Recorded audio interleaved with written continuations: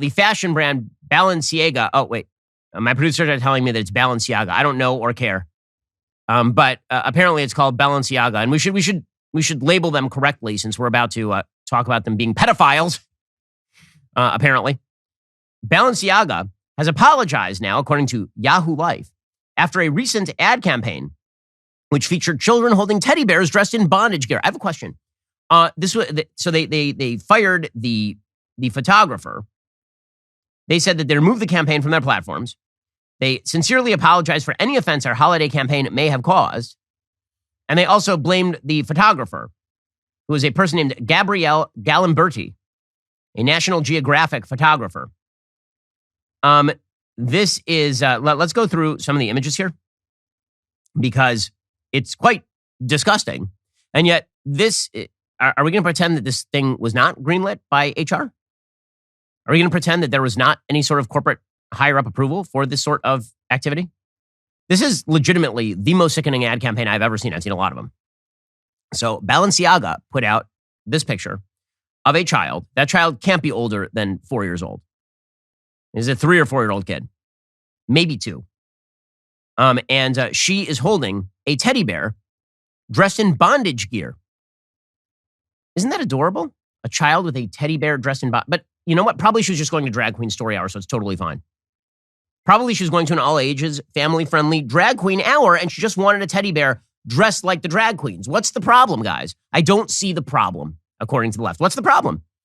After all, we have to introduce kids to all sorts of life issues and life realities. I want to know what the left finds objectionable. I know what I find objectionable. I want to know what the left finds objectionable about this. Here's another child. This kid can't be older than 3. Carrying another bear dressed up as what appears to be a drag queen in mesh outfit.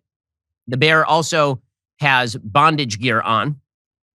And there's bondage gear on the table in front of the kid. Like there's some actual, like there's a dog collar on the table in front of the kid. And it says gift shop in front of a small child.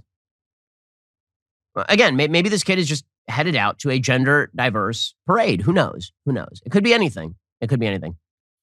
And then finally, just to make clear exactly what they are doing, there's a picture of a Balenciaga purse on top of a bunch of papers on a desk.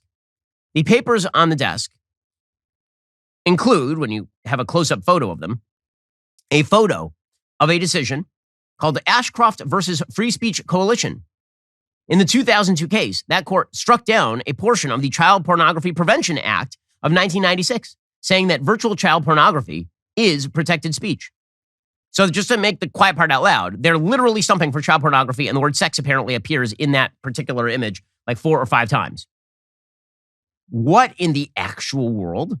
Folks, using techniques that have been honed and perfected by generations of bladesmiths, Kamikoto knives are crafted only of high-quality Japanese steel. Each Kamikoto knife goes through a rigorous 19-step process that takes several years from start to finish. With more than 100 years of experience between them, Kamikoto's expert bladesmiths shape raw Japanese steel into hardy blades, polishing and sharpening them to an excruciatingly fine single bevel edge. That sharp edge is why Kamikoto knives can cut through meat and fish like butter, and why they are used by Michelin star chefs around the world, and also by my family also. Each knife is individually inspected, comes with a lifetime guarantee. Plus, Kamikoto knives come in a beautiful, heavy-duty ashwood box for safe storage. The stunning presentation makes Kamikoto a great gift during this holiday season. Alrighty, folks, check this baby out. This is this beautiful ashwood box that I've been talking about, and behold. See how they gleam? Do you see the edge? Look at it. Honestly, we use Kamikoto knives in my house because they are the best. They're great. They're enjoyable to cut with. They actually really are. I mean, believe it or not, I cook a little bit, and the Kamikoto knives are a must in my kitchen. Behold. Kamikoto is now running a Black Friday sale and offering my viewers an additional $50 off any purchase with discount Ben. Go to kamikoto.com/Ben to get your knife set and help support our channel. That's kamikoto.com/Ben. The best knives on planet Earth, kamikoto.com/Ben. So the company said, we apologize for displaying unsettling documents in our campaign. We take this matter very seriously and are taking legal action against the parties responsible for creating the set and including unapproved items for our Spring 23 campaign photo shoot. Our plush bear bag should not have been featured with children in this campaign. We've immediately removed the campaign from all platforms. We strongly condemn abuse of children in any form. We stand for children's safety and well-being. Frankly, I'm surprised that they didn't go with the full left-wing defense here. So, well, we're exposing kids to things that exist in the real world. Are you saying that people in bondage aren't real? Is that what you're saying? Is that why you object? So I have a question for the left. If you object to this campaign, which you should, because if you don't, you're a scumbag. If you object to a campaign monetizing a child holding a bear in bondage gear, I have a question.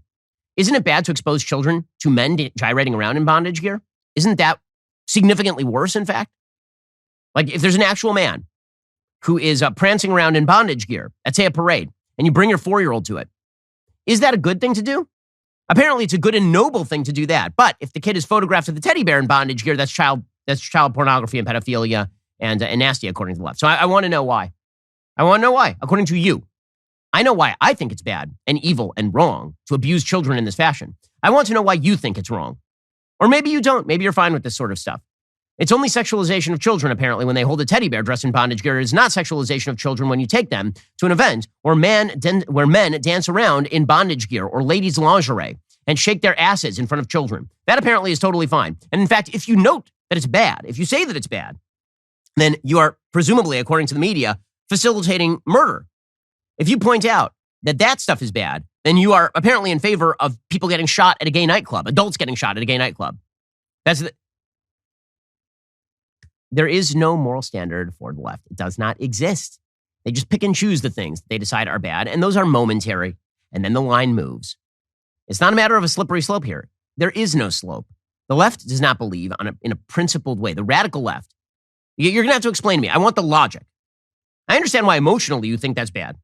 And I understand also why emotionally you think that it's good to bring children to parades where men gyrate their asses in front of children. I understand why you're doing it, but I don't think you have thought about why you're doing it. Or if you have, then maybe that's the problem. And meanwhile, speaking of corporate insanity, so Tampax decided to put out one of the most rapey tweets of all time yesterday. Tampax has been celebrated. This is a tampon company. They have been celebrated by the left because they have reached out to trans influencers, meaning dudes who do not have a vagina, as sales mechanisms. So apparently, Dylan Mulvaney reported like a while ago, this would be the famous trans person, the man who believes that he is a woman who interviewed Joe Biden. So Dylan Mulvaney said that Tampax had actually approached him about being a sponsor. Tampax US put out a tweet. It said, "You're in their DMs. We're in them. We are not the same." That is the most rapey tweet of all time, I think. Like, what? I assume the them here would be women. They won't say, Tampax won't say, people, vagina to people is probably how Tampax would put it, considering that they think that trans women are women, even though they are not. So cervix to people. You're in their DMs. We're in them. We are not the same. You mean that Tampax is not a man? Is that what you're saying? Or what? You're like, who thought this was clever and okay? But again, when you identify with the left, all is well. So people were saying you should boycott Tampax over this. And left-wingers online are like, no, you can't, no. Don't be, no. Tampax is good. Tampax is really good. That's the thing that's the thing that really makes a lot of sense and is necessary. Alrighty, guys, the rest of the show is continuing right now. You're not going to want to miss it. We'll be getting into the NHL, which has declared that trans men are men. If you're not a member, click the link in the description and join us.